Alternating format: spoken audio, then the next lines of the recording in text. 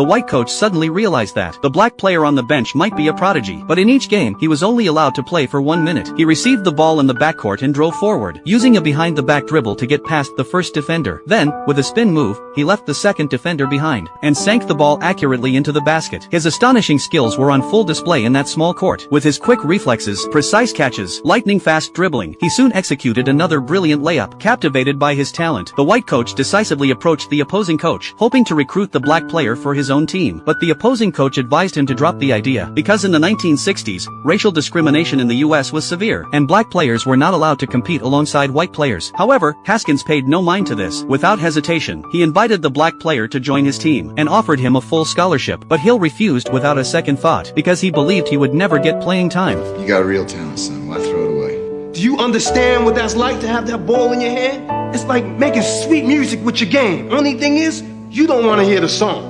Haskins didn't want such talent to go to waste. He told Hill that his team didn't care about skin color at all, only about skill and speed on the court. As long as Hill worked hard and never gave up, he would help him stand on the most prestigious basketball stage in America. A glimmer of hope shone in Hill's once disappointed eyes, and he finally agreed to join the team. Haskins now had his first black player, but no one could have imagined that this white coach would lead a team of black players to change the history of basketball worldwide. During his college years, Haskins was an outstanding basketball player, but a knee injury forced him to end his sports career early. Yet his love for basketball kept him in the game. After retiring, he coached a girls' high school basketball team. With his sharp training methods, he led the team to an impressive record of 157 wins in 198 games, becoming an undefeated champion in high school basketball. But the ambitious young Haskins didn't want to stop there. He longed for a bigger stage to realize his ambitions. Soon, due to his outstanding coaching achievements, he was recruited by Texas Western College to coach their NCAA Division I team. Confidently, Haskins moved his family to take up the position at the school. He thought he had finally found his opportunity, but upon arrival, he realized the place was nothing like he had imagined. It was essentially a struggling, low-tier college. Not only were the gym floors creaky, but even the ceiling lights flickered intermittently. Though Haskins didn't mind these conditions, the skill level of the existing players was far from adequate. So he approached the dean to request a budget for recruiting new players. But the dean only wanted to spend money on academics. After much persistence, Haskins barely secured a small scholarship fund, and began recruiting players, only to face rejection after rejection. No one was interested in his third-tier college team. Just when he was at his wit's end, a black player caught his eye, though only a bench player. The moment he stepped onto the court, he was like a bolt of lightning, instantly electrifying the game. His overwhelming dominance made Haskins see a glimmer of hope. So after the game, despite the player's resistance, Haskins used his sincerity to persuade Hill to join the team. After recognizing the talent of black players, Haskins decided to recruit 6 more. But his assistant coach grew anxious, because there was an unwritten rule in American basketball. The home team could field 1 black player, the away team could field 2, and 3 could play during garbage time. If a team had 7 black players, it would seriously undermine the status of white players, and undoubtedly cause significant trouble. But Haskins was solely focused on improving the team's performance. He sent his assistant to scout black players on the streets of New York. While he searched locally, he visited a mining area, where he discovered a black miner. The man was strong, had impressive jumping ability, and was perfectly suited to be a forward for the team. Eagerly, Haskins greeted him, but the man was so startled by Haskins' enthusiasm that he ran away. In that era of severe racial discrimination in the US, black people could even be shot by white people at will. Trembling with fear, the black man returned home, only to find Haskins already there, chatting warmly with his mother.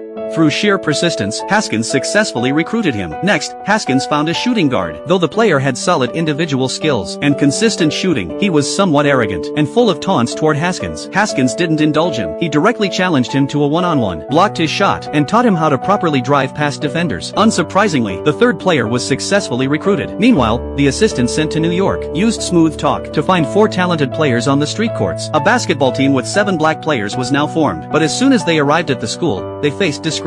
The cafeteria staff refused to serve them food. White players looked down on them, and even the janitor openly mocked them without restraint. It was an insult and a display of contempt, but Haskins responded in his own way. When the dean refused to provide dormitories for the players, Haskins made a promise. If the team's win rate didn't reach 50% the following season, he would leave with the black players. The dean had no choice but to compromise. Haskins named the team the Miners. He set 3 rules for the players: no smoking or drinking, no flirting or dating, and no staying out overnight. From then on, they were to give their all every day. Only by focusing on training could they achieve results. First, they had to feel the thrill of ball control, then practice defensive stances, then work on stability for mid-air shots, and master flawless defensive techniques. The slowest progress isn't made in small steps, but in hesitation. The fastest progress isn't made in sprints, but in perseverance. This devilish training method rapidly improved the miners' basketball skills. Despite the strict rules, the players ignored the coach's warnings and sneaked out to a bar to revel in their youth, every second brimming with uncontrollable excitement. But the next day, they regretted it. The coach congratulated them with 100 suicides. Y'all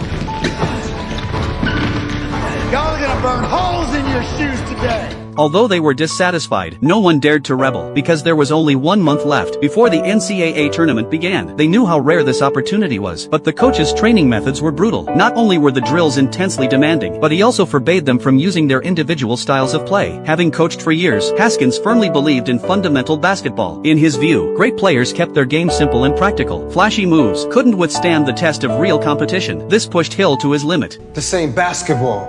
You killing us. Well, from where I'm standing, you don't got much to bargain with. What?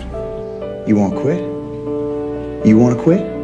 Hill, of course, didn't quit. If he did, he would only drift further from his basketball dreams. No sooner had one issue settled than another arose. During training, friction between black and white players was frequent. Haskins warned them that if they behaved like this during games, it would be a technical foul. Not only would they be ejected, but it could also cost the team the game. To make them remember, Haskins made each player run 200 suicides. The center, Shed, was always weak. He would fall at the slightest contact on the court. If this continued, he would become a burden to the team. Furious, Haskins stormed into the dorm and told him to leave, even handing him a prepared bus ticket home. Everything felt helpless. His heart was filled with despair, but the basketball in the distance reminded him to rise up. Shed dribbled alone and sank the ball into the basket, imagining himself making the game-winning shot on the court. He daydreamed like a child, with all the fans cheering for him. At that moment, Shed decided to do something for the desire in his heart. Come on, man, let me play.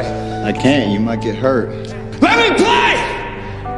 In the next training session, he was like a reborn player, unafraid of contact, unafraid of collisions. Even when his nose was broken, he kept fighting, enduring through collapse, pushing forward through tearing. Perhaps this is the true strength of an adult. Soon after, the NCAA tournament began. The miners finally stepped onto the court they had dreamed of. When the opposing white players were introduced, the audience erupted in applause. But when the black players of the miners were introduced, the crowd fell silent. Even the team's sponsor couldn't help but remark, "When did we become a colored school?" The dean could only shake his head helplessly, but the game wasn't about skin color. With the miners executing dunk after dunk, they secured their first win of the season. But when they tried to shake hands with their opponents after the game, they were completely ignored. The deeply ingrained arrogance of the white players made them unwilling to acknowledge the skill of the black players. The miners could only respond with the most powerful silence. Meanwhile, Hill started to get carried away. He sneaked out for a date, only to be caught red-handed by the coach. The consequences were predictably brutal physical punishment, and a lesson from Haskins. You got energy for all kind of nonsense instead of putting it in your team. Instead of demonstrating some respect and being a leader. I ain't got no team. We ain't going nowhere. You telling us all the time how bad we are. We know we ain't gonna win. What do I got to respect?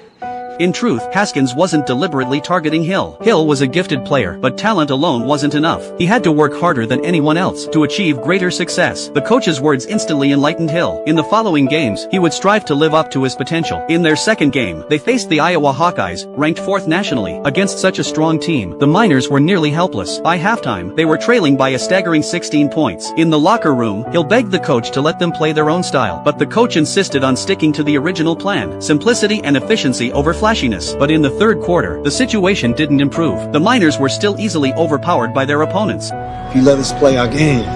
Alright, Hill, you play your game, and you play my game. Back on the court, unshackled, the black players erupted. Steals and layups, stellar defense, powerful dunks, the opponents were caught off guard by the sudden transformation of these black players. With 5 seconds left, and the score tied at its most critical moment, Hill broke through the opponent's defense and steadily sank the ball into the basket. The miners won the game, instantly igniting the crowd. It was hard to imagine. A group of black players had defeated a top-tier team ranked 4th nationally. The miners stole the spotlight on a predominantly white court, but this would provoke relentless retaliation from white opponents. Yet, at that time, the team was united in harmony. The white players even actively joined in the circle of the black players. They partied and had fun together, and the team's cohesion reached an unprecedented height. Guided by mutual trust, they soared like dark horses, making headlines in the newspapers. With victory after victory, they embarked on a glorious path, securing 17 consecutive wins, and breaking into the national top 10. It seemed as if the cold, discriminatory stares of the world had long been replaced by their triumphs.